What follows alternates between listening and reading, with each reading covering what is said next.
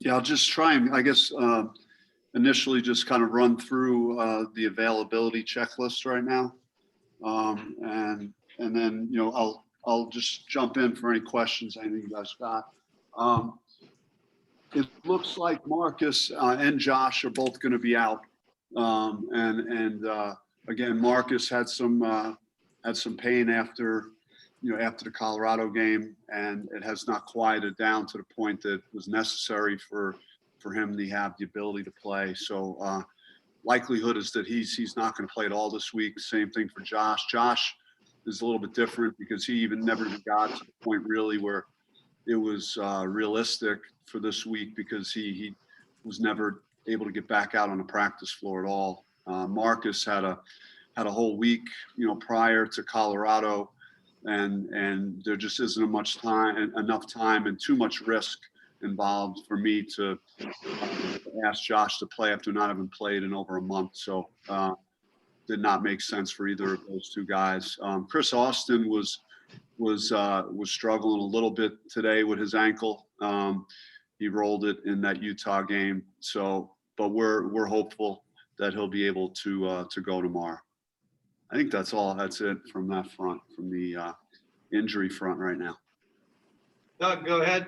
Bobby, just could you tell us how your team has responded since getting back to campus on Saturday, and just how the last couple of days have gone? Well, I mean, it was a tough locker room, and I shared that with you guys after, and very upset with the group, and so we had some soul searching. Certainly, I know that the team talks amongst themselves about that performance.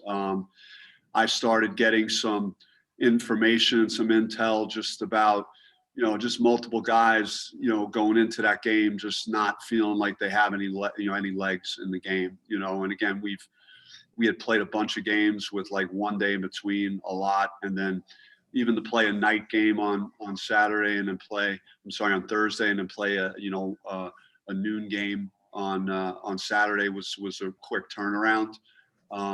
So we've knowing coming into this week, if you're going into a tournament, you're supposed to go in there thinking you're going to win the tournament. And if you don't, then you might as well not go. So the best route for us to get here was to not go real physical the last 2 days. Yesterday, we watched some video. We met as a team. Guys had a team meal. Today we had a light practice. And again, we have a couple of film sessions here ahead of us. But overall, I think, Remy seemed to be very positive. Alonzo Verge was talking today in practice more than I probably heard him talk in a while. And so we had some nice things going on, and, outside of course, not feeling great that Marcus and Josh, are not likely this week.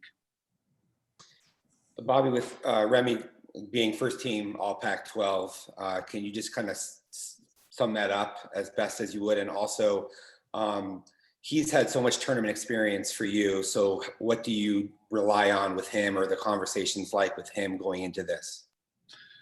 Yeah, it's interesting because I know, he can't wait to play in this event. And I think the last time he played in the Pac-12 tournament, we lost in overtime to Oregon in the semifinals. And then ironically, we were supposed to play Washington State last year. They ended up, beating Colorado and advancing. So, he was in good spirits. Certainly, his ability to get hot, and he's proven that this year. Rolling 8 straight games of 20 or more. So you're going to need, him and then some other guys really to get it rolling this week. And, we do have the firepower to do that even without, Josh and Marcus. And then again, just for the year he's had, it's had a tough year. It's been really difficult for him on and off the court. And I think the stretch he put together really solidified, that first team honor that he received just by how well he played, over that 8-game stretch. Yeah, Bobby, my question was going to build on that one. What is first question is the legacy you think that he leaves here at ASU? And number 2, what is going to be your fondest memory of watching him play over the last 4 years, or is there one game or one moment for him that's always going to have a place in your heart? Well, I think he's been about the right things, and he's and again, if he's like Zylan Cheatham or Lou Dort or Shannon Evans or Trey Holder, the greats that I've coached here, and that you keep identifying players like him, and the program is going to be in good hands, and so that's kind of in the bigger scope of things what he's meant to Arizona State from my point of view. And as far as individual games, I mean, there are so many. The last game against Washington State, just the way he finished his career at Desert Financial, making that shot. The Kansas games, the way he performed early in his career in big moments.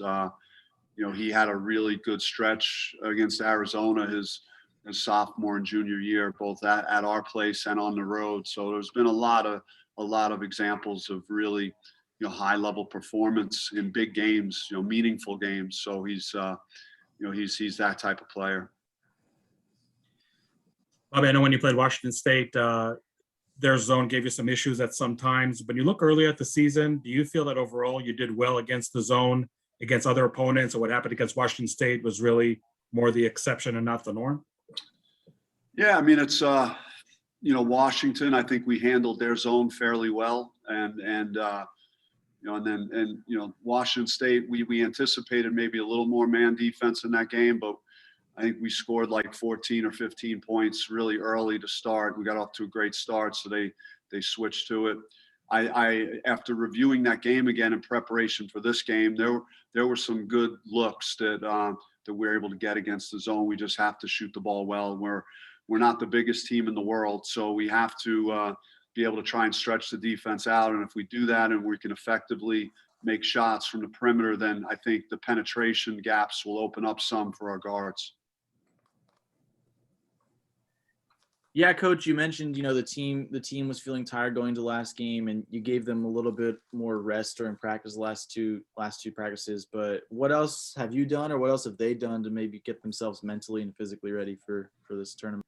Well, I mean, 2 days ago, our video guy put together a tremendous edit, and it was really good. There was the One Shining Moment video was involved in it to get the guys' juices going. I mean, I had chills every time I hear that song. It means a lot to me, and it was a variety of clips just from just about every guy on our team, and making a shot, making a play.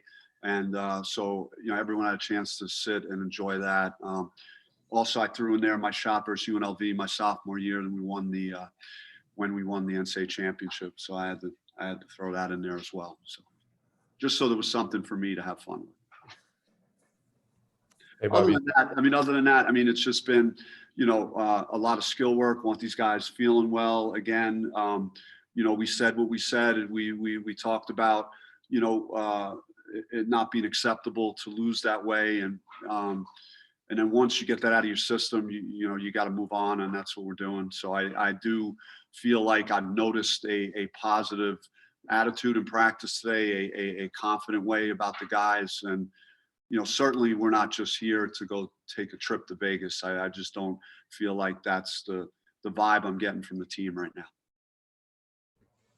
Hey, Bobby, you mentioned Chris earlier, just with where you guys are at in the front court, kind of limitation wise, how do you feel about how you're going to perform offensively going into this tournament?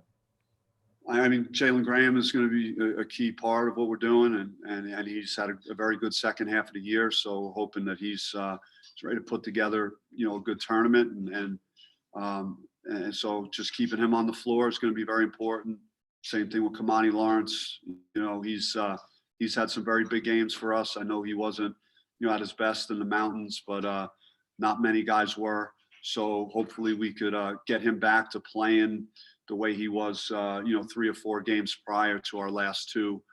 And that would help things dramatically. And then other guys got to be ready to play. Just, John Olmstead again is going to see action because again, you want to play 4 straight days and try and win a championship. You got to try and keep the team as fresh as possible as you're trying to win games.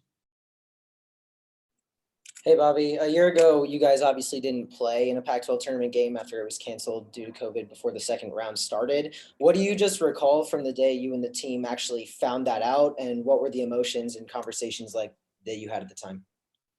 Yeah, it was a tough night. Even the night before, we're watching Washington State, Colorado, and trying to figure out who we're playing. But at the same time, you're noticing that other conferences are canceling their tournaments. So we knew it was not looking good. And then, just kind of woke up to knowing that, again, other leagues that were already playing games in the East were shutting it down. And then, we were heading to shoot around, and then we got the word that the tournament was off. So yeah, it was hard on the players. I remember being in that meeting room, talking, addressing the team, and hearing Caleb Christopher talk about the year and what it meant to him, and Mickey Mitchell and Rob Edwards. So it's just a really tough day, because some teams at the end are not playing well and playing the string out. I think we were on the other side of that. We had been playing the best basketball we had played all season, and had things to play for moving forward. So it was a tough day. Who else got anything? Guys good? All right. Thanks, guys.